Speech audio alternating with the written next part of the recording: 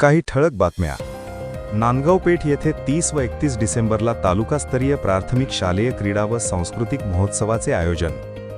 3 bit स्तरावरील विजयी चमूंचा सहभाग राहणार आहे. सुमारे 600 खेळाडूंची उपस्थिती राहणार आहे. आता सविस्तर बातम्या.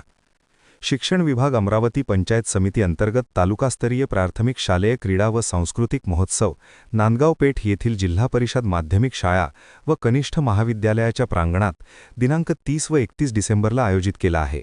या क्रीडा महोत्सवात 3 बीकमधील सुमारे 600 खेळाडू सांघिक व वैयक्तिक खेळात सहभागी होणार आहे. यावेळी त्यांचे निदर्शने व सांस्कृतिक कार्यक्रम देखील होणार आहे. या संदर्भात आज पूर्वतयारीसाठी सर्व शिक्षक संघटनाच्या प्रतिनिधीची सभा अमरावती पंचायत समितीच्या गटसाधन केंद्रात झाली. सभेच्या अध्यक्षस्थानी गटशिक्षणाधिकारी संदीपजी बोडके होते. प्रमुख उपस्थिती शापोआ अधीक्षक अजित पाटील, सर्व केंद्रप्रमुख यांची होती.